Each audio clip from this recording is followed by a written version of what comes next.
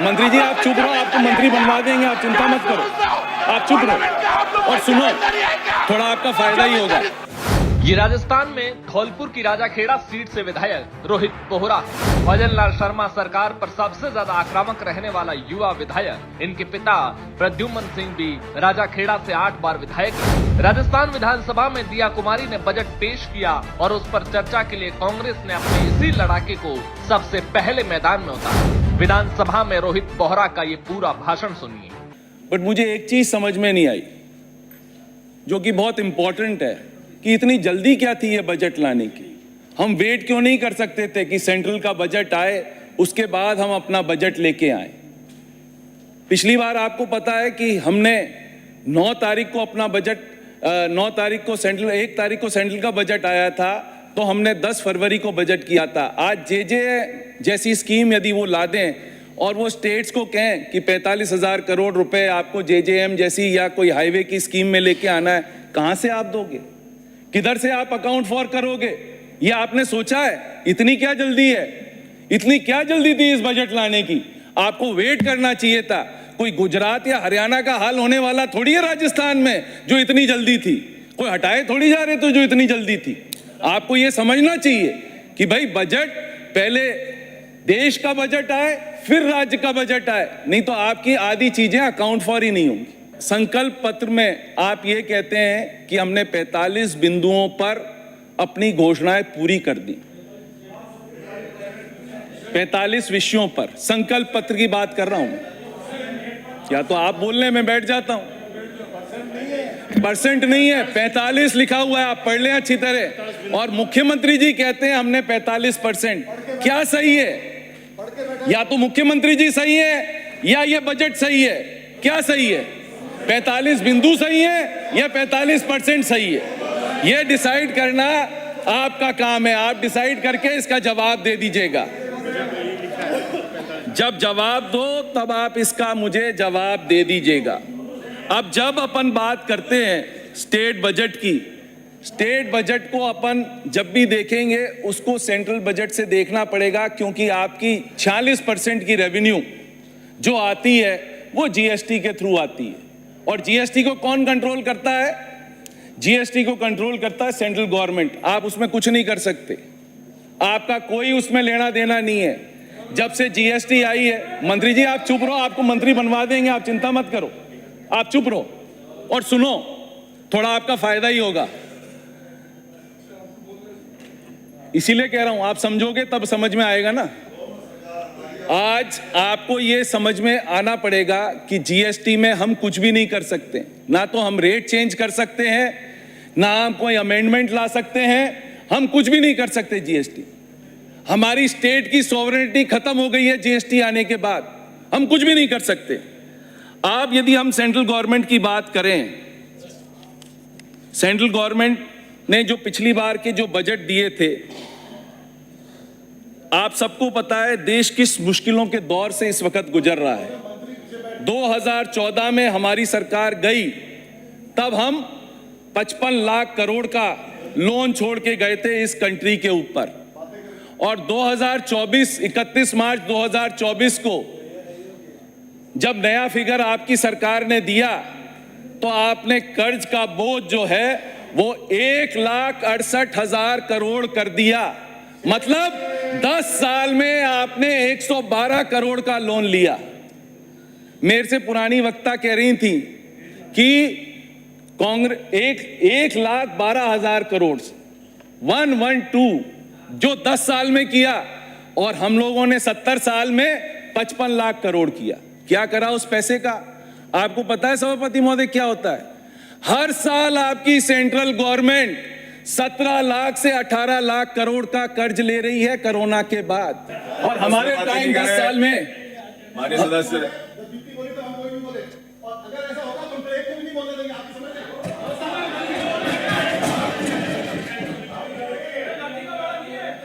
आपको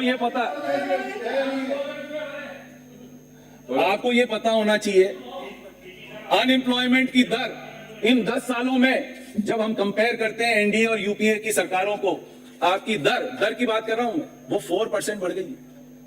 4%। और हरियाणा ऐसा राज्य है जहां पर करीब करीब 30% अनएम्प्लॉयमेंट है, जहां पर इनकी सरकार है 30%, और वो भारत में सबसे हाईएस्ट अनएम्प्लॉयमेंट यदि कहीं है तो हरियाणा के अंदर है। आपको यह भी ज्ञान होना चाहिए कि 1% लोग इस भारत में 1% लोग 80% वेल्थ अपने पास रखते हैं, सिर्फ 1% लोग, और 1% लोग 70% वेल्थ का जनरेशन कर रहे हैं, सिर्फ 1% लोग, ज्यादा नहीं कर रहे। और जो 70 करोड़ की जनता है उनका 1% से उनकी इजाफा होता है उनकी आमदनी के अंदर। 70 करोड़ लोगों का इजाफा सिर्फ 1% होता है। ये हाल है इनका। और बड़ी बड़ी बातें, मोदी की गारंटी, इसकी गारंटी, बड़ी बड़ी बातें करने से कुछ नहीं होगा। आप ये देखिए, इन्फ्लेशन को भी आप बीट नहीं कर पा रहे हो। आपका इन्फ्लेशन है 6.5% और आपकी तादाद क्या है? 70 करोड़ जनता क्या कमा रही है? 1% ज्यादा कमा रही है, वो इन्फ्लेशन से भी कम कमा रही है। तो मतलब जो अमीर है वो अमीर होते जा रहे हैं, जो गरीब है वो गरीब होते जा रहे हैं। ये हाल है। इस पर कोई बोलने वाला नहीं है, कोई बोलने वाला नहीं है, कोई समझने वाला नहीं है। सिर्फ हमें नारे लगाने हैं, नारे लगानों से कुछ नहीं होता। इसीलिए वो 6 महीने में बता दिया कि 44% सीट किसी ने जीती तो राजस्थान में यूपीए की सरकार, एनडीए ब्लॉक ने जीती। ये इसी का नतीजा है। आपको यह जान के भी खुशी होगी कि जितने स्टार्टअप्स हैं जो अभी डाले गए हैं, 30,000 लोगों का इन स्टार्टअप्स में नौकरी खो दी है 1 साल के अंदर, और 25,000 लोगों ने टीसीएस, इन्फोसिस और जितनी कंपनियां हैं उसमें 25,000 नौकरी गई हैं लास्ट 6 मंथ्स के अंदर। कहां जाएगा ये देश? ये क्या बेरोजगारों का देश बनाना चाहते हैं अपन? और 3,000 कंपनियों ने 1 साल के अंदर अपने ऑफिसेस बंद करके विदेशों में वापस चली गई। नाम चाहे तो मैं नाम भी दे सकता हूं। हेंकल चली गई, हार्ले डेविडसन चली गई, फोर्ड मोटर कंपनी ने अपना प्रोडक्शन यहां बंद कर दिया। क्या करना चाह रहे? स्वरोजगार ऐसे ही बढ़ेगा, बिल्कुल ऐसे ही बढ़ेगा। इसी तरह से आपने अनाउंस करा था 10 साल पहले कि हम 2022 तक हर आदमी को, जिसको भी मकान चाहिए, हम हर आदमी को मकान दे देंगे 2022 तक। क्या हुआ? दे दिए। आपको वापस 2 करोड़ हाउसेस बनाने का आपको वापस ऐलान करना पड़ा लास्ट ईयर अपने बजट के अंदर। क्यों करा? बन गए थे ना मकान, वो तो बन गए थे ना मकान। 2 करोड़ लोगों को आपको वापस देना पड़ा क्योंकि उनको मकानों से वंचित थे। और इसी तरह से आपने स्मार्ट सिटी के प्रोजेक्ट 10 साल पहले अनाउंस करे। 10 साल पहले आपने स्मार्ट सिटी के प्रोजेक्ट्स अनाउंस करे। क्या हुआ? क्या हुआ? अभी तक वो स्मार्ट सिटी के projects they have not taken shape. अभी तक सिर्फ 93% उनमें काम हुआ है, अभी भी 7% उनमें काम बचा हुआ है, और केंद्र सरकार ने 1 साल उनकी मियाद और बढ़ा दी है। तो अब आप ये सोच लीजिए, जो 10 साल से प्रोजेक्ट्स पूरे नहीं हुए उनकी कॉस्टिंग कितनी बढ़ गई होगी। वो कॉस्टिंग का भार किसके ऊपर आया होगा? या तो काम कम हुआ होगा या सरकार ने अपनी डीपीआरस को चेंज करा होगा। ये सब आपको सोचने की बात है और आप इस पर खुद सोच सकते हैं। आज हमारे स्टेट बजट की बात मैं शुरू करता हूं स्टेट बजट से। सबसे पहले, क्योंकि आपकी समझ में नहीं आएगी ना इसलिए आप हंसिए जो मुझे कहना था वो मैंने कह दिया। और ये आपने पहली बार कोरोना के टाइम पर भी 70,000 करोड़ का हमने डेफिसिट नहीं करा था, जब हमारी ओन रेवेन्यू ऑलमोस्ट 30% हो गई थी। और आज की डेट में हमारी रेवेन्यू बढ़ी है। टारगेट जितने हो उतनी नहीं बढ़ी, बट फिर भी 5 से 7% हमारी रेवेन्यू बढ़ी है। 70,000 करोड़ का पहली बार किसी ने बजट दिया है जो डेफिसिट में बजट है। यदि आप इसको 5 साल ले लो तो ये हो जाएगा 3.5 लाख करोड़, और इन्फ्लेशन और काउंट कर लेना तो ये आपका लॉस होगा 3,75,000 करोड़। कभी सोचा था 3,75,000 करोड़ का मतलब क्या है? हर आदमी को अपनी जेब से, राजस्थान के हर आदमी को अपनी जेब से 50,000 रुपए देने पड़ेंगे इन 5 सालों में। ये हाल आपने कराया पहले बजट के अंदर। आपको वो भी बता देता हूं, मंत्री जी बैठो, I am even coming to that. आप भी पहले उस कैबिनेट, एक सेकेंड, उस कैबिनेट के आप भी पार्ट थे, वो भी मैं बोल रहा हूं, आप चिंता मत करो। I am coming to each and everything. जब हम छोड़ के गए थे 2014 में सरकार, 13-14 एक ही बात है, 13 में जब हम छोड़ के गए थे तो 1,29,000 करोड़ का हम लोन छोड़ के गए थे। ठीक है, आप जब छोड़ के गए उस पे 90,000 करोड़ बिजली का जोड़ लो। ये का नहीं उसमें 90,000 करोड़ नहीं है वो, उसमें क्योंकि नहीं है। हमने 62,000 करोड़ बिजली पे उदय योजना में एक सेकंड उदय योजना में 62 हमने लिया था। एक सेकंड बार डिस्टर्ब कर रहे हैं। इनका बोलने का नंबर है, जो आप इसका तो जवाब दे सभापति जी आप इधर से आके बूंद कर लो, आपको कुछ बोलना ही नहीं है। ठीक है, और अगले भी बोलना शुरू हो जाएंगे, फिर हम क्या करेंगे? आप बोलो, आप तो बोलो। उदय योजना में हमने 1,10,000 करोड़ की गारंटीज दी हैं। Are you aware of it? Which is 7.8% of the GDP. That is separate from this budget. Those are other liabilities. You are not even aware. आप माननीय सदस्य आप भी वहाँ चर्चा मत वो करो। आप बोल रहे हैं तो मैं उसका जवाब दे रहा हूँ। आप यहाँ बताओ।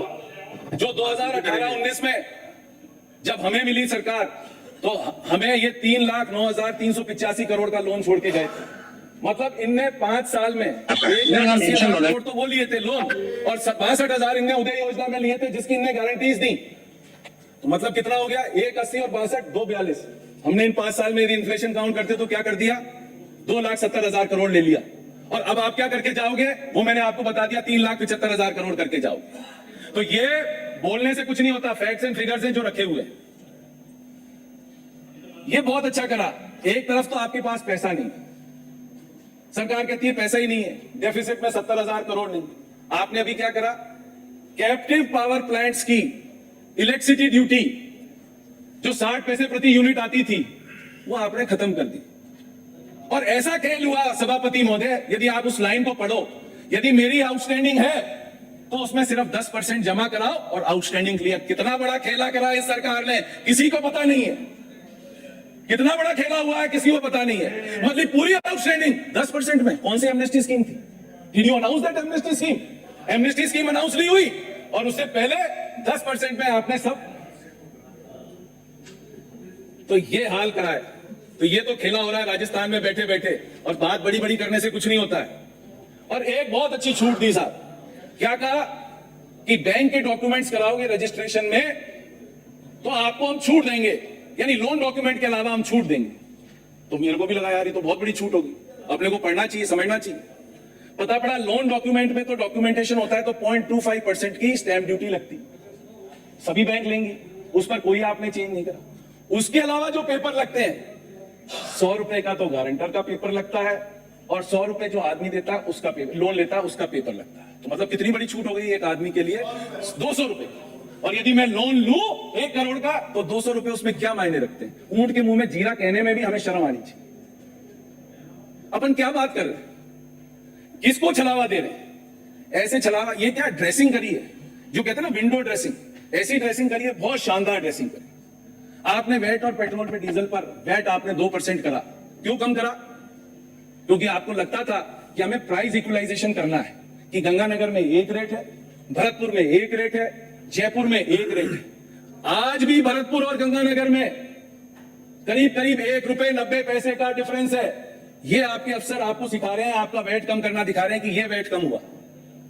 और आज भी यूपी, दिल्ली, हरियाणा और पंजाब से आपकी रेट अभी भी ज्यादा है, आज भी ज्यादा है। जो मोदी जी की गारंटी थी आप पढ़ लेना, उनने क्या लगा। आपने क्या करा? ना एक प्राइस इक्वलाइजेशन हुआ, ना आपकी प्राइस कम हुई दूसरे राज्यों से, तो फायदा क्या हुआ? वाह क्या जबरदस्त करा है। एक बहुत अच्छा काम करा जो मैं भी तारीफ करता हूं, जो ज्वाइंट फैमिलीज का आपने एक्सचेंज डीड कराई, जो ज्वाइंट फैमिलीज की एक्सचेंज डीड कराई, वो बहुत अच्छा काम है। उसमें ज्वाइंट फैमिली के सब झगड़े खत्म होते हैं। 6% से आपने 2% कम किया, उसके लिए मैं भी पेट थे। ये थपथपाता हूं कि बहुत अच्छा काम। जो अच्छा काम है मैं उसकी आपकी बुराई नहीं करूं, बट जो अच्छा काम नहीं है वो तो आपको सुनना पड़ेगा। अब आप आइए स्टेट की ओन टैक्स रेवेन्यू। अपन जीएसटी सबसे बड़ा हमारा कंपोनेंट है, सिर्फ उसको ले लेते हैं। जीएसटी हमारा सबसे बड़ा कंपोनेंट है, उसको ले लेते हैं। जीएसटी में जब भी हमने बजट में जो भी फिगर दिए हैं, आज तक हमने वो फिगर कभी पूरे नहीं करे, कभी भी पूरे नहीं करे। फॉर लास्ट 10 ईयर्स आपने जो भी जीएसटी के फिगर दिए, या पहले वेट था, आपने जो भी बजट करा, आज तक कभी पूरे नहीं। मैं आपको एग्जांपल दे देता हूं। 20-21 में वी वर डाउन 15%, 22-23 में वी वर डाउन 9%, 23-24 में वी वर डाउन -2%। इस साल आपने ग्रोथ क्या ले ली? और नॉमिनल, मैं रियल टर्म्स की बात नहीं कर रहा हूं सर, रियल टर्म और नॉमिनल में डिफरेंस होता है। और नॉमिनल टर्म्स आपने इंक्रीज लिया है 16% का, जो कि नेशनल एवरेज भी नहीं। नेशनल एवरेज नहीं है। गवर्नमेंट ऑफ इंडिया ने खुद अपने बजट भाषण में, हमारी फाइनेंस मिनिस्टर ने कहा था, there will be an increase of 10.5%. They have taken an average of 10.5%. We are saying कि नहीं 16%. तो एक तो ये फिगर आपका गलत होना ही होना। इसी तरह एक्साइज का, आपकी दुकानें तो उठी नहीं, जुलाई तक नहीं उठी, आपने पुरानी दुकानों को ही चलाया, उनसे ली, लोग बाग दुकान अपना पैसा कमा के, जो मेन सीजन था उसमें पैसा कमा के दुकान बंद करके चले गए। अब आपको डिस्काउंट में करना था, जो आपने 17,100 करोड़ कराया, उसमें आपको मुश्किल से 15,000 करोड़ की भी रेवेन्यू नहीं आएगी, वो 2,000 करोड़। तो ये सब आपके लॉसेस और बढ़ते जाएंगे। इसी तरह से आपका वैट, आपने वैट क्या करा, 2% पहले कम कर दिया। सीएनजी और पीएनजी में अभी आपने वैट कम कर दिया। टरबाइन फ्यूल में तो कोई मतलब नहीं है, क्योंकि वो तो ट्रेनिंग इंस्टीट्यूट्स खुलेंगे तब आप करोगे, उससे कोई किसी को फर्क नहीं पड़ता, उसमें भी आपकी रेवेन्यू कम होगी। व्हीकल्स की आपकी रेवेन्यू इसलिए कम होगी कि आज पूरे देश में ऑल डीलर्स, ये बड़ा आर्टिकल था इकोनॉमिक टाइम्स में, all dealers throughout India are carrying vehicle stocks worth 44,000 crore. जो एकदम पहले हमारे को गाड़ियां नहीं मिलती थी, हमारे को वेट करना पड़ता था गाड़ियों को, गाड़ियां फ्रीली अवेलेबल है, डिस्काउंट पे अवेलेबल है, और गाड़ियों की सेल होना कम हो गई, तो आपको वो जो टैक्सेस ऑन व्हीकल्स है वो भी आपको कम मिलेगा। फिर आता है taxes on duties of electricity, वो खेला तो आपने कर ही दिया।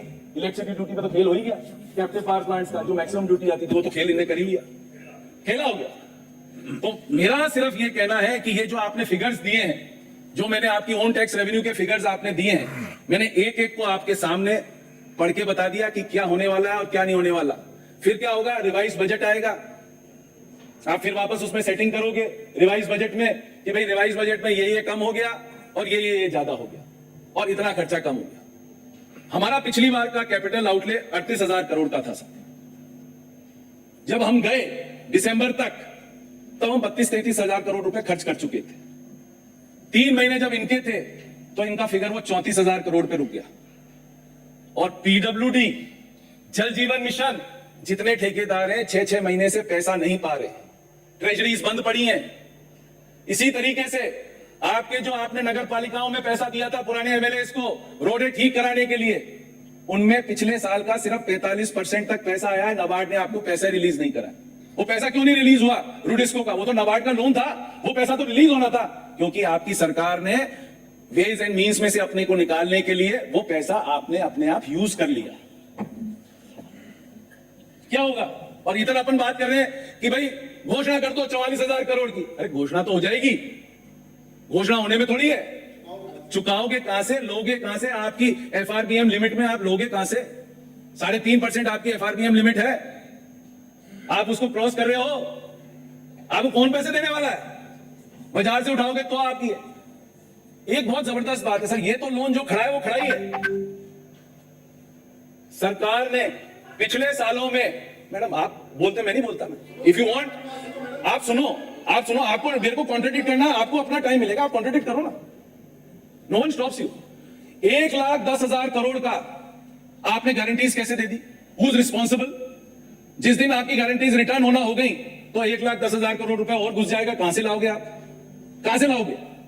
क्योंकि वो तो हाल होने वाला ही है ना। जब आपने रेवेन्यू पर 1 पैसे की रेवेन्यू नहीं बढ़ाई, सर मुझे टाइम लगेगा, 5 मिनट में आपके दल की व्यवस्था है, 30 आप मिनट बात कर लें, 5 मिनट में मेरे को टाइम लगेगा, आप बात कर लें।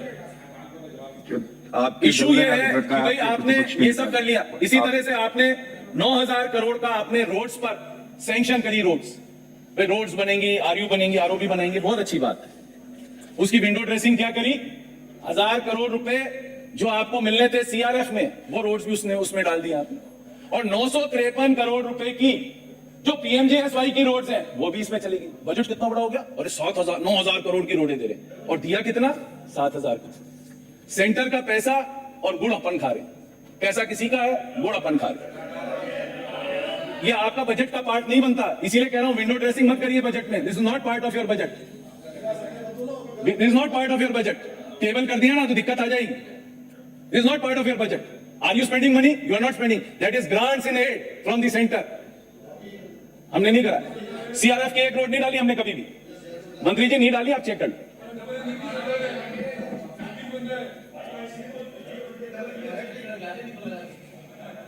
एक मैं चाहता हूं जब भी जवाब आए, हमारी वित्त मंत्री जी जवाब दें, जब भी ये जो गारंटीज के ऊपर है उस पर एक तो डिस्कशन होना चाहिए। और ऑफलाइन बजटिंग, जितने आपके कॉरपोरेशंस हैं जिनमें आपने लोन उठाया है जो कि इस बजट का पार्ट नहीं है, वो भी टेबल पर आना चाहिए। हमें पता तो पड़े हम कहां स्टैंड कर रहे हैं, हमारी दशा क्या है। पता पड़ा ऑफलाइन बजटिंग में हमने 40-50 हजार करोड़ रुपए लेके रख रखा है, आरएसआरडीसी ने लोन ले रखा है, ईआरसीपी कॉर्पोरेशन ने लोन ले रखा है, आपके इतने सारे कॉर्पोरेशन है उसमें आपने नई नई कंपनियां बना के लीवरेजिंग कर रखी है, कभी लैंड दे रखी है, कहां बिल्डिंग दे रखी है, आपने कहां दे रखा है, वो हमें पता तो पड़े कि क्या हो रहा है। जैसे आपकी सरकार ने एफसीआई में लोन ले रखा था, एक बार में चुकाया उनने। तो ये सब हम लोगों को पता होना चाहिए कि क्या हो रहा है इस सरकार में, क्या हो रहा है वो हमें पता पड़े, क्योंकि 6 महीने में आप लोगों को लग रहा है कि भाई क्या बजट दे दिया, क्या ये दे दिया, तो उसकी आधी चीजें तो ये है।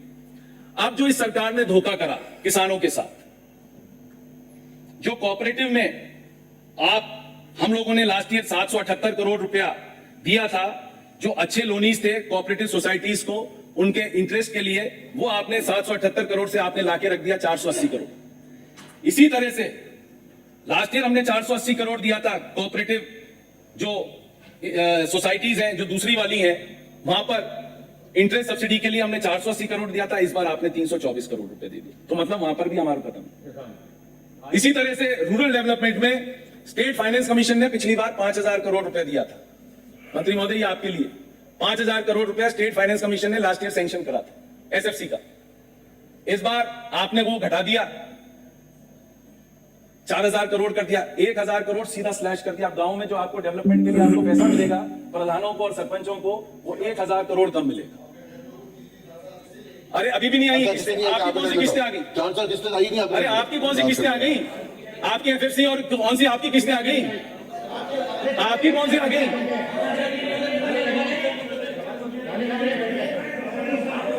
आपने अर्बन नरेगा जो कि हमने चालू करा था, हमने अर्बन नरेगा चालू करा, 650 करोड़ का हमारा प्रावधान था, आपने वो कट करके 300 करोड़ रुपए कर दिया, 350 करोड़ आपने वहां खत्म कर दिया। और सबसे बड़ा ये यार, ये थोड़ी कि 25 ही हम देते तब हमारा काम आप लोग करते ढंग से। आपने स्वस्थ भारत मिशन जो कि हमारे प्रधानमंत्री जी का सबसे बड़ा पेट प्रोजेक्ट है, उसमें हमने 1324 करोड़ रुपए दिए थे शहरों के लिए, इस बार वो आ गया 608 करोड़, मतलब स्लैश बाय मोर देन 50%। और इसी तरह से ग्रामीण, उसमें जब हमने दिया था 1146 करोड़ और आपने क्या दिया 1000 करोड़। अरे ये तो प्रधानमंत्री जी का पेट प्रोजेक्ट है जीवाराम जी, मैं नहीं कह रहा हूं, प्रधानमंत्री जी कहते हैं ये उनका पेट प्रोजेक्ट है। तो ये अब क्या करें? इसी तरह से आपने दिव्यांगों के साथ खेल खेल दिया, बड़ी बातें करी दिव्यांगों के साथ।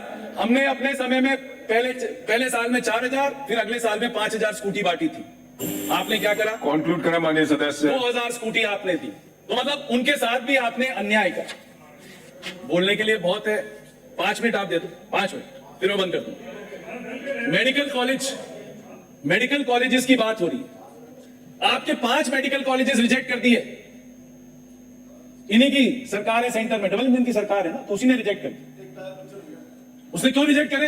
ये क्या करते थे, जैसे धौलपुर मेडिकल कॉलेज खुला, 50 डॉक्टरों का ट्रांसफर ऑन पेपर धौलपुर हो जाता था, चालू हुआ और वो वापस ट्रांसफर होकर जयपुर आ गया। इसी तरह से इन्हें ये कहा कि ये कर दो। अरे भाई, जब तक डॉक्टरों की भर्ती नहीं होगी, जब तक ये नहीं होगी, आज आपके राजमहेश में डॉक्टर ही नहीं आ रहे। वो ये कहते हैं कि 30% सैलरी हम उनसे क्यों कम ले जो आरपीएससी से सिलेक्टेड, और उसमें आप क्या करते हो कि वो ज्वाइन नहीं करता, वेटिंग लिस्ट रखते नहीं हो, वो ज्वाइन नहीं करता, आप उसको कहते हो भाई तू जा। भाई ये क्यों? वो बेचारे बच्चे जो पढ़ने के लिए मेडिकल कॉलेजेस में गए हुए हैं, जिनके माँ बाप ने पैसा खर्च करा है, उनकी क्या गलती है? उनकी कोई गलती थोड़ी है, वहां टीचर्स नहीं है। आपने पता पड़ा मेडिकल कॉलेजेस तो खोल दिए, 6 महीने में बड़ी वाहवाही ले ली सेंट्रल सरकार ने, करती एक मेडिकल कॉलेज में 1 या 2 के अलावा छोड़ के जितने नए मेडिकल कॉलेज खुले, हरीश जी, किसी में भी कैथ लैब नहीं। कैथ लैब नहीं होने से, डॉक्टर साहब आप तो समझती हैं, you're a doctor, cath lab नहीं होने से आदमी को कितनी परेशानी होती, उसको रश करके जयपुर जाना पड़ेगा, कोई संभाग हेडक्वार्टर पे कैथ लैब नहीं है। आप ये जो छोटे छोटे पीएचसी वगैरह खोल रहे हो, उससे फायदा क्या हो रहा है? कम से कम एक जगह डिस्ट्रिक्ट में जहां पर 50 किलोमीटर या 100 किलोमीटर जहां पर भी वो दूर है डिस्ट्रिक्ट सेंटर, वहां कम से कम कैथ लैब खोलिए। कैथ लैब तो एक ऐसी चीज है which is a must for medical college, otherwise students वहां पढ़ेंगे क्या? मेरा इतना सा कहना है, ये जो आपने बजट पेश करा है बिल्कुल दिशाहीन, बिल्कुल विंडो ड्रेसिंग वाला, कि जो विंडो ड्रेसिंग आप कर सकते थे, बड़े बड़े अंग्रेजी के शब्द आप जो लिख सकते थे, और सब में आपने क्या कहा? यूथ पॉलिसी बनेगी, स्पोर्ट्स पॉलिसी बनेगी, लैंड पॉलिसी बनेगी, सबकी आप पॉलिसी बनाने में ही आप 3 साल लगा दोगे, पता पड़ा पॉलिसियां ही बनती गई और रिजल्ट 0, जो कि एक्सपेक्टेड है। विजन 47 का इसीलिए कह रहा हूं, विजन 47 0 हो जाएगा आने वाले समय में यदि इसी तरह से गाड़ी चलती रही। जो चीज आपको करनी है वो धरातल पे करनी है, कोई भी चीज आपको धरातल पे करनी है, सिर्फ पॉलिसियां बना बना के और वही काम होने वाला है। आप तो इतना सा करा दो, जो हमारे यहाँ के काम पिछली सरकार के काम थे, जो टेंडर हो गए, काम चालू हो गए, 6 महीने से पेमेंट नहीं हुए, उनके पेमेंट करा दो, जिससे वो रोडें धरातल पे आ जाए। आपने कुछ नहीं कर रखा, लाइट ऐसी हालत खराब है, रात को 11 बजे लाइट जाती है, सुबह 4 बजे लाइट आती है। समाप्त करें माननीय सर सदस्य। बस खत्म कर रहा हूं। 11 बजे लाइट जाती है, 4 बजे लाइट आती है सुबह, तो किसान कैसे सोए?